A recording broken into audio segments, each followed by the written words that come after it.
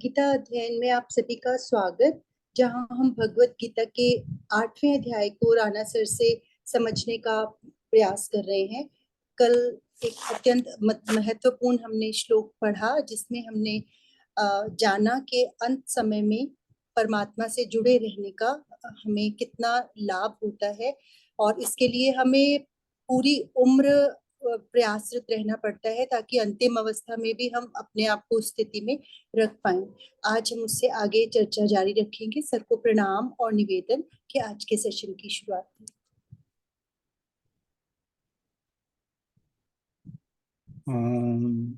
वसुदेव सुतं देवं कंसचाणूरमर्दनं देवकी परमानंदं कृष्णं वंदे जगद्गुरुं। सभी को बहुत बहुत प्रणाम। हम गीता जी के 8वें अध्याय पर चर्चा कर रहे हैं। कल हमने किया था 8वें अध्याय का 5वां श्लोक। इससे पहले के जो 2 श्लोक थे, आपको ध्यान होगा कि जो भगवान जी ने 7वें अध्याय के अंत में कुछ शब्द प्रयोग किए थे, उनको सुनकर अर्जुन को लगा कि ये तो मैंने पहले सुना ही नहीं, ये क्या है। उसने पहले 2 श्लोकों में 8वें अध्याय के वही प्रश्न उठाए, जिनका उत्तर भगवान जी ने तीसरे और चौथे श्लोक में दे दिया। फिर एक उत्तर और एक प्रश्न और बचा था कि मैं प्रयाण काल के समय जो आपके भक्त हैं वो आपको कैसे याद कर पाएंगे।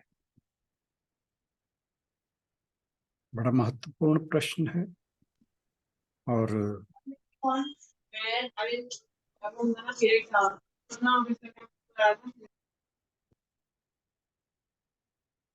बड़ा महत्वपूर्ण प्रश्न है।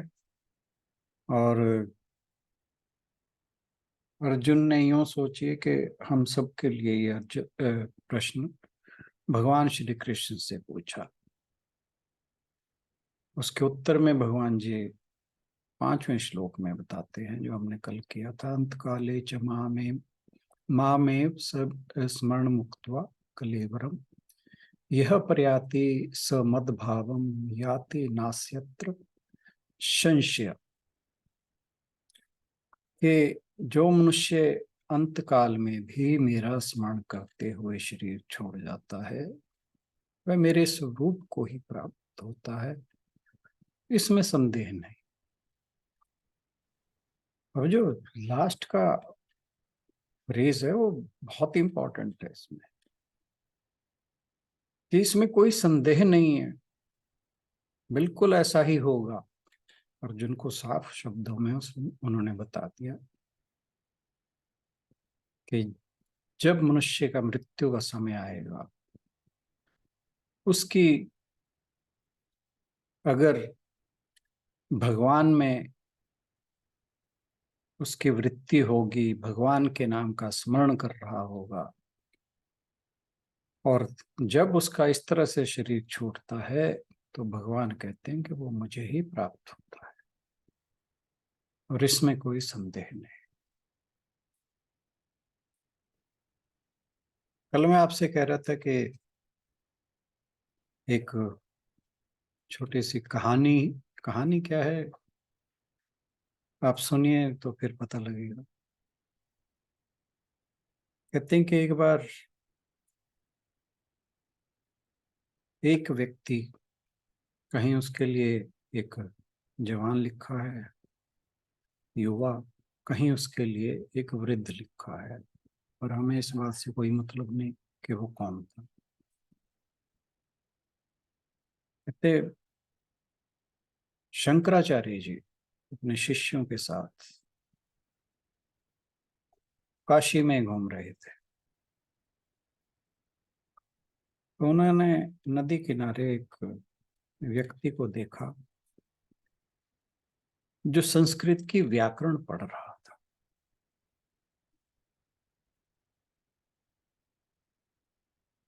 और उसे बार बार रट रहा था। तो कहते हैं कि शंकराचार्य जी उसके पास गए और जाकर बोले कि भज गोविंदम गोविंदम भज मूढ़मते संप्राप्ते सन्निहिते काले नाही नाही रक्षति डुक्रिन करणे। ये डुक्रिन करणे जो है ये संस्कृत की ग्रामर के बारे में कहा है। कहा कि हे मोह से ग्रस्त बुद्धि वाले मित्र, गोविंद को भज, गोविंद को भज, गोविंद का नाम ले, गोविंद से प्रेम कर, क्योंकि मृत्यु के समय व्याकरण के नियम याद रखने से तुम्हारी कोई रक्षा नहीं करेगा। बहुत ही गजब की बात कही है उन्होंने। मतलब क्या है कि हमें केवल और केवल अपना ध्यान भगवान के चरणों में लगाना है।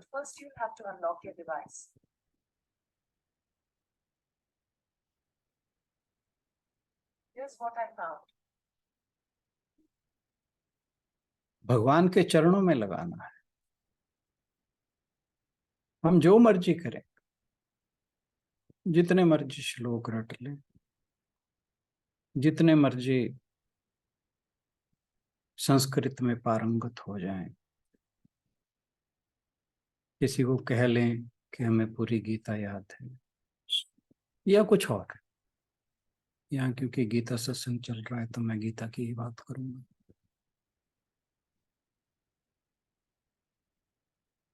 पार उतारने वाला भवसागर से तो केवल परमात्मा का नाम है, बाकी सब चीजें उसके आगे गौण है। फिर उसके बाद क्या कहा? भज गोविंदम गोविंदम भज मूढ़मते। मैं ये पूरा नहीं आपको यहाँ पे सुनाने जा रहा हूँ, जो बहुत ज्यादा मुझे भाए और रेलेवेंट लगे इन श्लोकों के प्रति, मैं वो सिर्फ ले रहा हूँ। तो क्या कहते हैं? भज गोविंदम गोविंदम भज मूढ़मते नाम स्मरणाद न युक्तायम नहीं पश्यामो भवतरणे।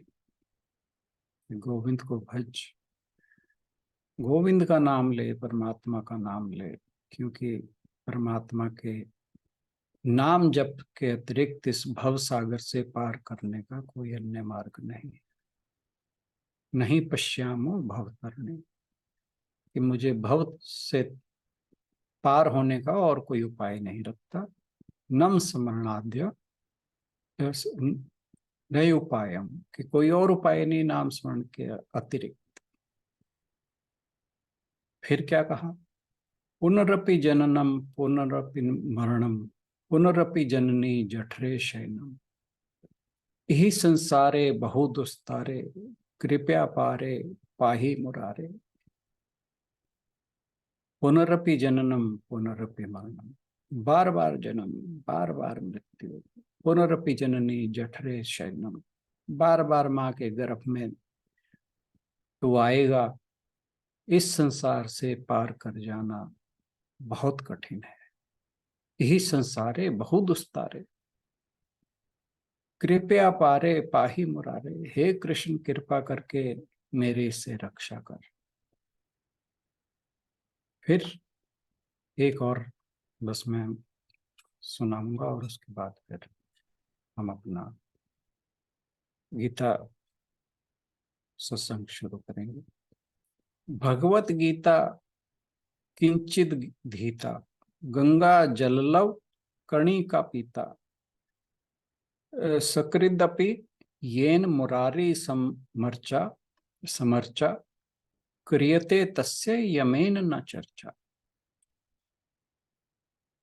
ये हमारे लिए बहुत बढ़िया है।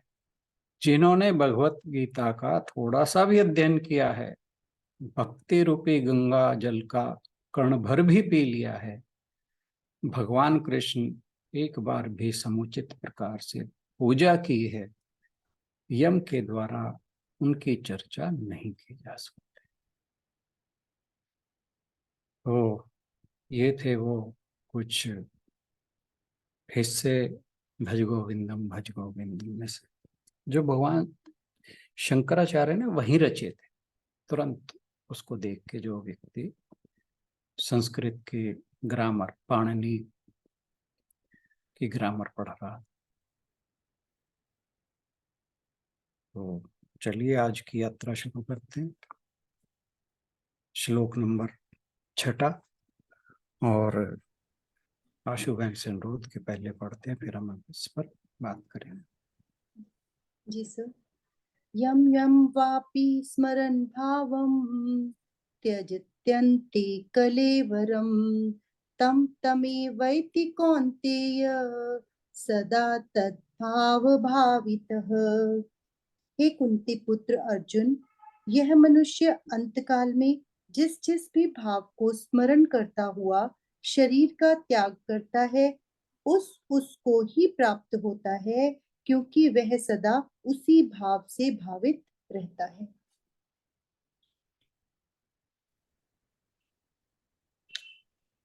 तो भगवान कह रहे हैं कि मृत्यु के समय जो उनका भक्त है, जिस भी दिव्य रूप का ध्यान करता है, उसे वही प्राप्त हो जाता है। तो किसी भी धर्म में जब भी मन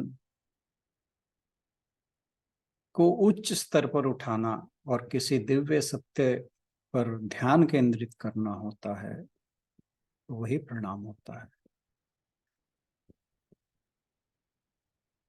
ये एक सामान्य कथन है, यम यम वापि स्मरण भावम त्यजेन्ते कलेवरम। जो लोग मृत्यु के समय ईश्वरीय रूप का विचार करके शरीर का त्याग कर देते हैं, तो फिर वो सामने चाहे दिव्यता का कोई भी रूप हो, राम, कृष्ण,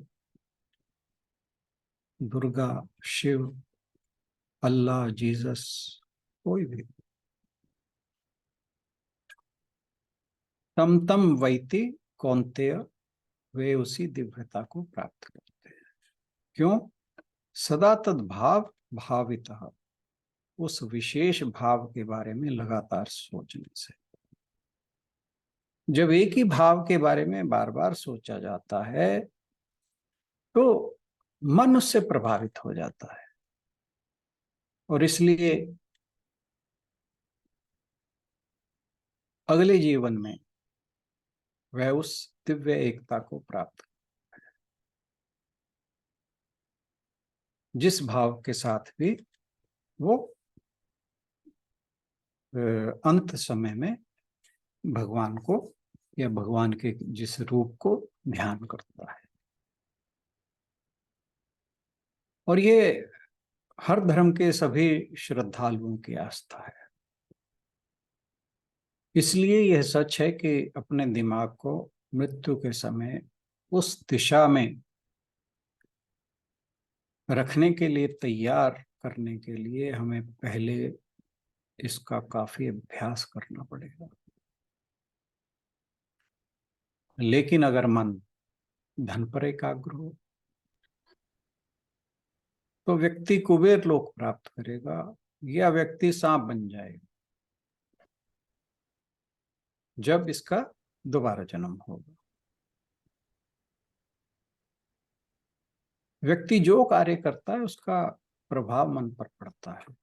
फिर ये संस्कार मन में अनेक प्रकार की प्रवृत्तियों को जन्म देते हैं, और मन अज्ञान से घिर जाता है अगर मनुष्य जो उसके संस्कार हैं अगर अच्छे ना हो।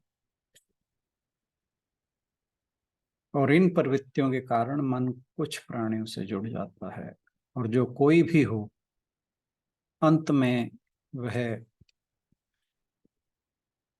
जिसके बारे में भी सोच रहा था, चाहे वो माता पिता थे, चाहे पत्नी थी, चाहे पति था, चाहे बच्चे थे, चाहे कोई लड़की थी या कोई पुरुष था, कुछ भी, इवन पशु पक्षी के बारे में।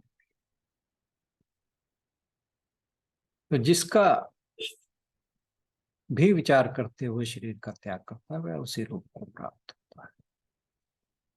भगवान कृष्ण कहते हैं कि लोग निम्न स्तर की आध्यात्मिकता में अवतरित होते हैं क्योंकि उनके पास पूर्णता प्राप्त करने की कृपा नहीं है। उन्हें यह एहसास नहीं है कि उन्हें इस दुनिया में लगाव पैदा नहीं करना चाहिए। तो जो निम्न स्तर की आध्यात्मिकता है वो हमें कहीं नहीं लेकर जाएगा, क्योंकि उसमें भगवान की जो गॉड ग्रेस हमें कहते हैं वो प्राप्त नहीं।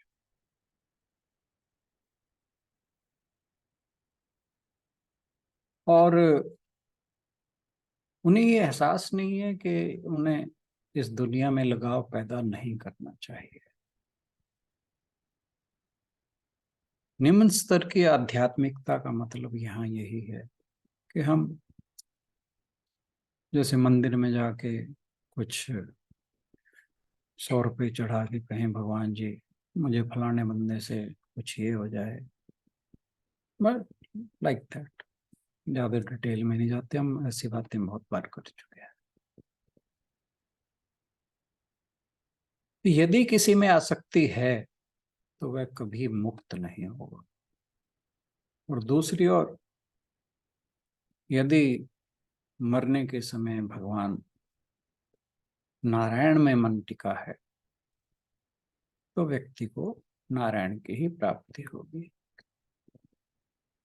लेकिन ये इतना आसान नहीं है।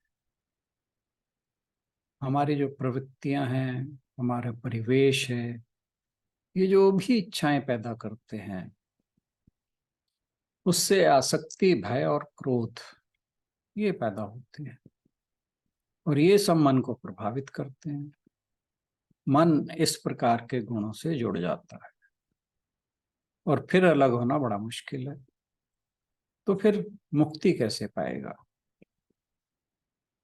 यदि किसी ने सतत अभ्यास नहीं किया है, लगातार अभ्यास नहीं किया है, तो वह ईश्वर के जो शाश्वत तत्व है उसके प्रति उसका समर्पण बहुत मुश्किल है कि वो अंत समय में ऐसा कर ले।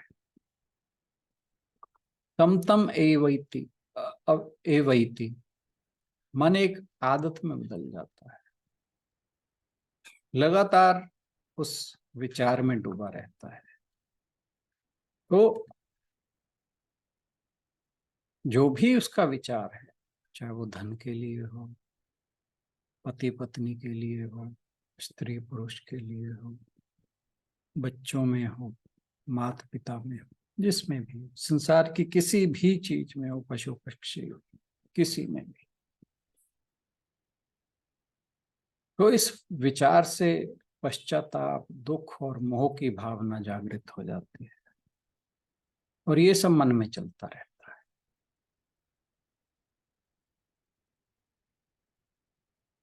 महान संत जड़ भरत, बहुत बार जिक्र आ चुका है उनका, वो हिरण के रूप में जन्म लेते हैं। अब ये जो स्वामी जी लिखते हैं वो बड़ी एक विशेष बात लिखते हैं। कहते हैं कल्पना कीजिए कि आपको एक कुत्ते से बहुत लगाव है, जैसा कि अक्सर कुत्ते पालने वालों को रहता है। फिर आप कुत्ते के रूप में दोबारा जन्म लेते हैं क्योंकि आपको वह कर्म खत्म करना है।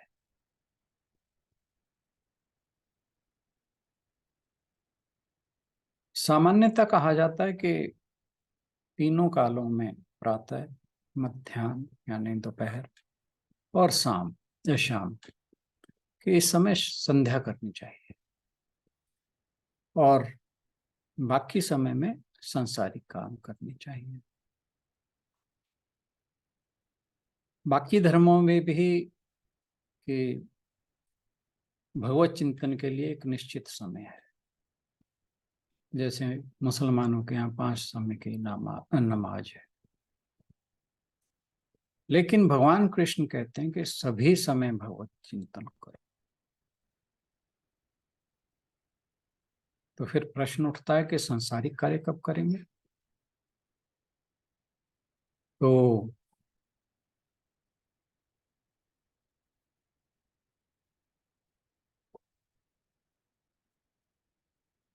भगवान अगले श्लोक में बताएंगे कि जब अर्जुन युद्ध कर रहा है तो युद्ध करते समय यानी सांसारिक कार्य करते समय सब कर्मों को करते हुए भी भगवत चिंतन करना है।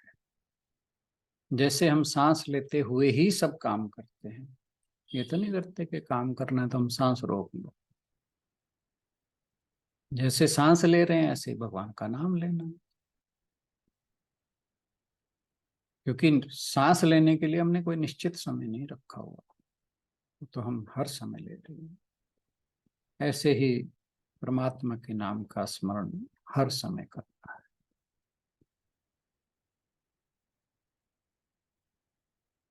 तो भगवत चिंतन का कोई समय निर्धारित ना करके संसार के सब कार्यों में ही भगवत चिंतन की धारणा को जोड़ देना है। भगवत चिंतन कोई कर्म कांड तो है ही नहीं कि उसके लिए कुछ स्पेशल करना पड़ेगा, फूल आदि लाने पड़ेंगे, फल आदि लाना पड़ेगा, धूप आदि, कोई घी का दिया, वॉटेवर जो भी कर्म कांड में वस्तुएं यूज होती हैं, यज्ञ आदि में बहुत कुछ यूज होता है। तो भगवत चिंतन तो ऐसा कुछ नहीं है, ये तो एक हृदय का भाव है। जैसे एक लोभी व्यक्ति सारे कार्य करते समय धन का लाभ ही उसके मन में रहता है,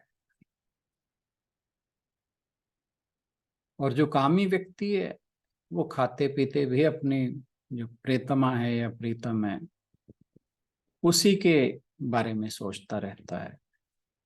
ऐसे ही जो साधक है वो सारे कामों को करते हुए, सारे कर्मों को करते हुए परमात्म भाव को न भूले, अपने शुद्ध स्वरूप को, साक्षी भाव को सदा सामने रखे।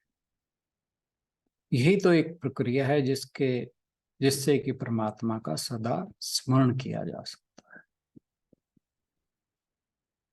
यदि कोई सन्यासी सारे कार्य छोड़कर भगवान का भजन सदा करने की हट करे तो भी आहार विहार निद्रा के समेतों से भगवत चिंतन से विमुख होना ही पड़ेगा। अतः जो प्रैक्टिकल चीज है वो यही है कि कार्य करते हुए भगवान का स्मरण किया जाए।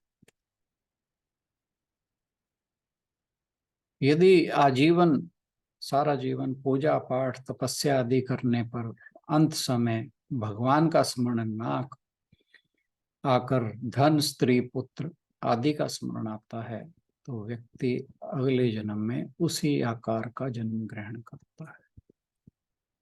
दूसरी ओर यदि आपका मन भगवान से जुड़ा हुआ है तो फिर आप भगवान का जो धाम है उसे प्राप्त करते हैं। भगवान श्री कृष्ण ने पहले इस बात पर जोर दिया है कि यदि किसी के मन को जप क्रिया के माध्यम से, प्राणायाम के माध्यम से, ईश्वर की निरंतर याद के माध्यम से प्रशिक्षित किया जाता है तो ऑटोमेटिकली जो भगवान का दिव्य रूप है उसके दिमाग में छप जाता है। फिर शरीर छोड़ते समय मन में स्वाभाविक रूप से उस दिव्य छवि जो है वो सामने आ जाती है। इसलिए भक्तों को किसी भी बात की चिंता नहीं करनी, केवल भगवान का स्मरण करना है। सामान्यतः कहा जाता है कि नहीं, ये तो हमने कर लिया।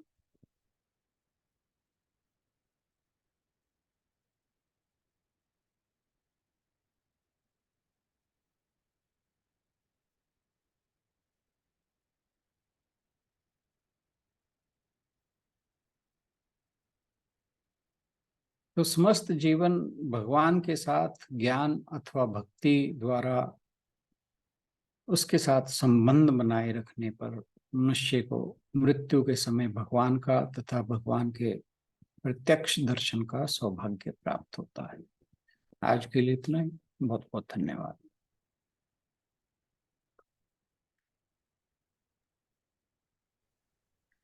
धन्यवाद राणा सर।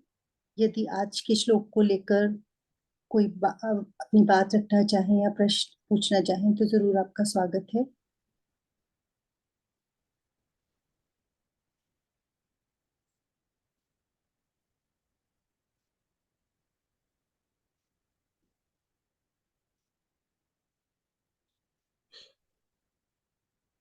डॉक्टर के सर कहते थे कि कई बार ऐसी भी कंडीशन होती है कि जब इंसान अपने सेंसेस में नहीं रहता, कई बार अंतिम समय में जाके, तो कहते हैं कि फिर ऐसे लोगों के लिए हम बोलते हैं कि जो उनके पास बैठे हुए लोग हैं वो जप करें या फिर कोई ऐसा ही उनके पास लगा दिया जाए म्यूजिक में, ताकि उनके कानों में वो पड़ता रहे। पर अगर किसी ने पूरी उम्र भगवान का नाम नहीं ना लिया, हाँ। वहां पे चाहे कीर्तन करा दो, भजन करा दो, चाहे वहां ढोल ढोल ताशे बजा दो, कुछ भी बजा दो, उसे जो याद आएगा ना वही याद आए। पर सर कई बार जिन्होंने लिया होता है उनकी भी स्थिति कई बार ऐसी हो जाती है हाँ, अंतिम समय में ये उनके जाके लिए, कि, ये उनके है ना। लिए, ये उनके लिए। अच्छा, इसमें एक चीज और है, यहाँ भी इस बात को यहाँ पे डिफरेंशिएट किया गया। कई लोग ये होते हैं कि कभी ले लिया कभी नहीं लिया, उनके लिए ये दिक्कत है। पर जिसने सारा समय उन्हीं का ही नाम लिया है ना, वो चाहे कोमा चले जाएं चाहे कुछ हो जाए, वो उनको कहते हैं कि उनको तो भगवान याद आ ही जाता है। मैं पढ़ रहा था कहीं पे कि एक व्यक्ति था, उसे पैरालिसिस हो गया, हॉस्पिटल में एडमिट, भगवान का भक्त था। तो सारे चारों तरफ डॉक्टर और नर्सें थी, मरने का टाइम नजदीक था, लेकिन वो तुरंत अपने बेड से उठा और भगवान का नाम लिया, और कहते हैं कि तुरंत उसके प्राण छूट गए। तो ये भी है। बात वही है कि हमारी कितनी शरणागति है प्रभु के प्रति, हमारा कितना समर्पण है, बात सारी यहाँ आई। तो बात तो वही तो हो रही है कि जितना हमारा समर्पण होगा तो भगवान खुद आएंगे, हमें नहीं कुछ करना। वो कहते नहीं कि फिर यमदूत और भगवान के दूतों में लड़ाई होती है तो भाग जा, यमदूतों को लौटा दिया जाता जब भगवान के भक्त की मृत्यु होती है।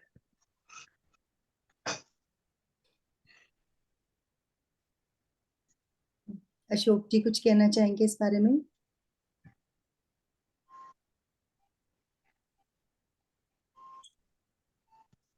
गीतांजलि जी बोलना चाह रहे हैं, इसके अलावा किसी और का भी एक्सपीरियंस हो, क्योंकि हमने अपने बड़ों को बहुत बार देखा है प्राण त्यागते हुए और किस अवस्था में कैसे वो गए, तो किसी और का एक्सपीरियंस हो तो जरूर शेयर कर सकते हैं Gitanjali ji. Hariom sir, Hariom everyone. Hariom ji. Sir आपने जो अभी लास्ट में बात बोली ना कि भगवत कृपा के बिना नहीं हो सकता, तो हमें शरणागति होना पड़ेगा। मुझे कंप्लीटली मतलब इस बात पे पूरा ट्रस्ट है, क्योंकि जब हम ये बोलते हैं कि भगवान की कृपा के बिना एक पत्ता भी नहीं हिल सकता, हम एक सांस भी नहीं ले सकते, तो हर चीज जो होनी है वो उनकी कृपा से होनी है, हमें तो सिर्फ सरेंडर करना है। क्योंकि एग्जैक्ट। बहुत बार हम रूटीन लाइफ में देखते हैं ना कि हम कितना भी मतलब ध्यान लगाने की कोशिश करें या अपना ध्यान जो है वो भगवान की तरफ रखने की कोशिश करें, सरकमस्टांसिस कई बार ऐसे होते ही हैं जहाँ पे हमारा मन और बॉडी कॉम्प्लेक्स जो है ना वो हावी होने लग जाता है हम पे। तो तब मुझे लगता है यही प्रैक्टिस कि मन को बार बार खींच के लाना, जैसे एक नॉटी बच्चा जो है बार बार घर से बाहर भाग जाता है और उसको पकड़ पकड़ के लाना पड़ता है अंदर, तो बिल्कुल वही प्रैक्टिस जो है ना वो अभी हमें चाहिए। बिल्कुल बिल्कुल।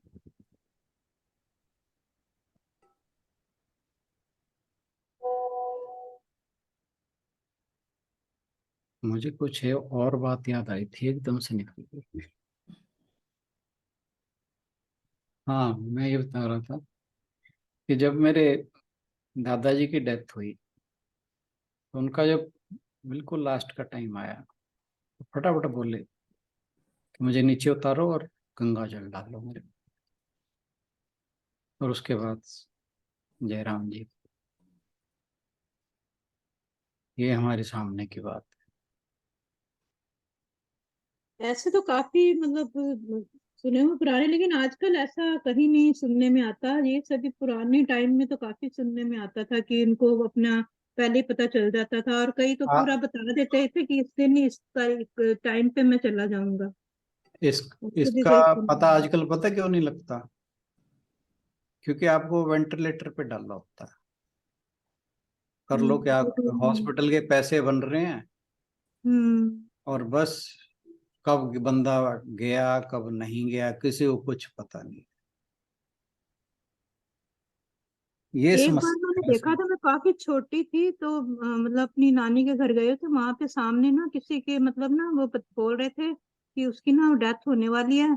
तो वो मतलब काफी बुजुर्ग थी काफी, और उनके मुंह पे कपड़ा डाला हुआ था, और उनके मतलब मुंह से ना ऐसे मतलब राम राम राम ऐसी आवाज मतलब वो बोले जा रही थी। और मतलब सब कह रहे थे कि उनका आखिरी टाइम है, जाने वाली है मतलब, लेकिन उनके मुंह से लगातार राम राम राम ऐसे निकल रहा था। तो मैं खुद देख के आई थी उनको ना वहां पे। नहीं, एक्चुअली पता है क्या है, जो पुराने बुजुर्ग थे ना, वो भगवान एक तो भोले बहुत होते हैं, और एक भगवान का नाम लेते रहते। हमें तो साला मोबाइल से ही नहीं फुर्सत मिलती, सही बात। है ना? सारा दिन मोबाइल बंदा देखते देखते, आजकल तो मोबाइल देखते देखते ही मर जाते हैं लोग। या फिर वो दूसरा, क्या नाम है, वही। वेंटिलेटर है, हाँ। वो डॉक्टर उतारते ही नहीं, चाहे कोई मरे चाहे जिए।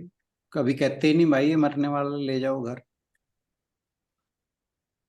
सर ऐसा जो है ना मेरे ससुर जी के साथ हुआ था। हम्म। उनको इंटरनल ब्लीडिंग हो गया था और दैट वाज नॉट स्टॉपिंग, तो पहले हमने यहाँ पे आदित्य रंजन के पास लेके गए थे। तो हम्म। वहां पे उन्होंने बोल दिया था कि आप इनको इधर पीजीआई ले जाओ या फिर फोर्टिस। तो हम्म। हम उन्हें फोर्टिस ले गए थे। तो वहां पर डॉक्टर्स ने रखा था कुछ घंटे, लेकिन उनसे भी बात बन नहीं पाई। सो उन्होंने बोल दिया था कि I mean he will be here for few hours only, कुछ हम्म। घंटे ही हैं, तो आप इनको घर ले जाओ and just look after him. तो हम उन्हें घर ले आए थे एंड जैसे कि सुबह 4 बजे लाए हैं, तो 7 साढ़े 7 बजे के करीब मॉर्निंग में ही टुक हिज लास्ट ब्रेथ, और वो भी मतलब हमारे सामने ही बहुत उखड़े उखड़े सांस ले रहे हैं और सबको याद कर रहे हैं, अपने जो आसपास के थे। तो बारी बारी से सब आके उनसे मिले एंड फिर हमारे जो घर के पास एक डॉक्टर रहते हैं उनको बुलाया दोबारा एक बार चेक करने के लिए। Then doctor told that it's the time, आप इनको अब नीचे उतार दो। और उन्होंने जो प्राण त्यागे थे वो मेरे हस्बैंड जो उनके बड़े बेटे हैं उनकी गोद में ही गंगा जल पी के प्राण त्यागे थे। तो मैं उनकी अगर लाइफ देखूं अपनी शादी के बाद, तो उनको कभी मैंने पूजा पाठ करते हुए नहीं देखा है, हम्म। उनको कभी मैंने नाम सिमरन करते हुए नहीं देखा है, फिर भी उनकी जो गति है मुझे लगता है बहुत लोगों से बेटर रही, क्योंकि उनके पिछले पुराने कुछ कर्म ऐसे रहे होंगे और भगवान चाहते होंगे कि वो ऐसे ही जाए। हम्म। मतलब पीसफुल, और अपनों के बीच सब लोग आसपास उनके प्रेजेंट थे। और हमने तो मतलब उनका लास्ट ब्रेथ लेते देखा अपने सामने। तो ये भी है कि वही भगवान की कृपा होती है इस तरह की से जाने के लिए भी। मैं वही कहने लगा था कि आप बहुत लक्की थे कि पीजे ये फोर्टिस वालों ने आपको छोड़ दिया। वहां तो कहानियां, वो कई बार जो होते हैं ना वार्ड बॉय, वो आके बताते हैं ले जाओ जी, ये तो नहीं छोड़ेंगे। वहां तो ऐसी ऐसी कहानियां हैं। वो वाकई उनके ऊपर भगवान की कृपा से के डॉक्टरों ने कह दिया भी जी जी exactly। ठीक। सर ऐसे ये तो फिर वही ना जैसे होते हैं मतलब जैसे प्रीमिटेशन कॉम्बिनेशन जो बनते हैं, संजोग जिनको हम बोलते हैं, ये वही होगा कि आई मीन जो डॉक्टर वहां रहे होंगे उस टाइम पे, क्या पता दिमाग में। उनका कोई पुराना लेना देना या कुछ वट एवर भी से कि था, नहीं, उन्होंने बात बस वही वहां है ना। जाके दिखाना था। जी वो आता तो है इसमें रामचरितमानस में, वही है वही जो राम रचि रखा, है ना। तो एग्जैक्टली सर। जहाँ जब राम ने रची ऐसा रखा है तो डॉक्टर ने क्या करना है।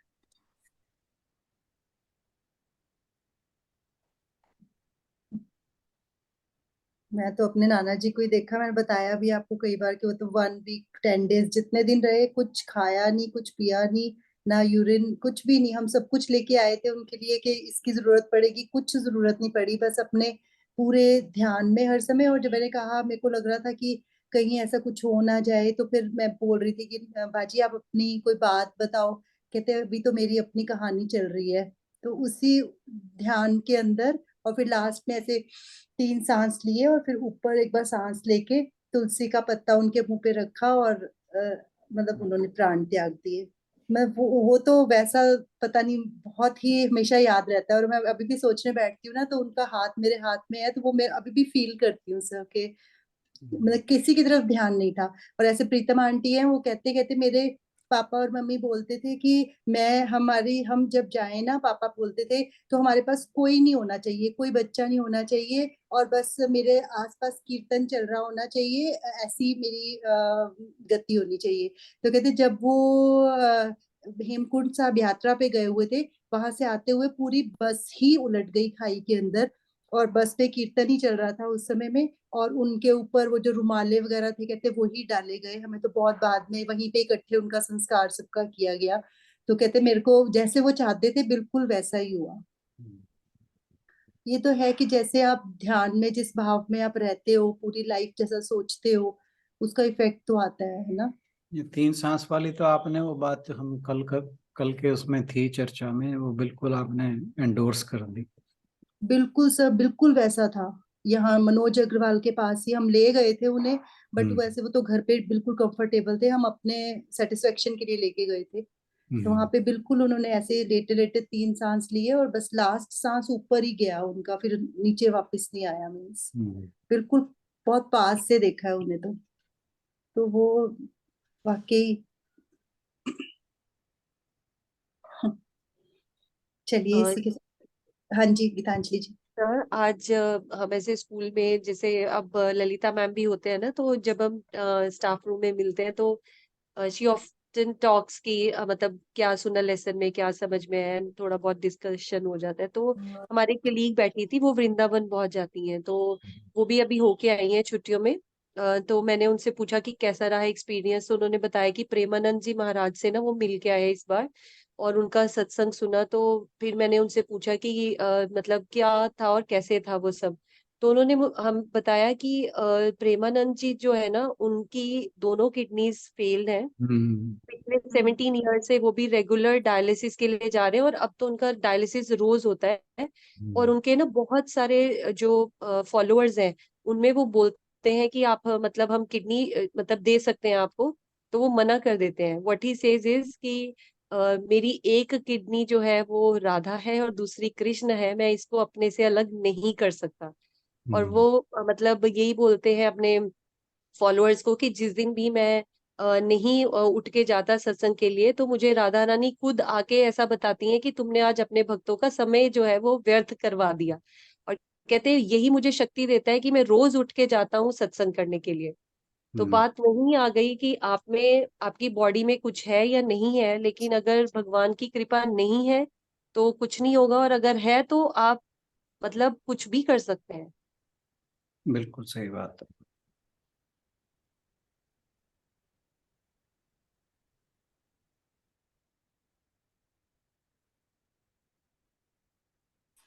चलिए फिर इसी के साथ चलें समापन की ओर।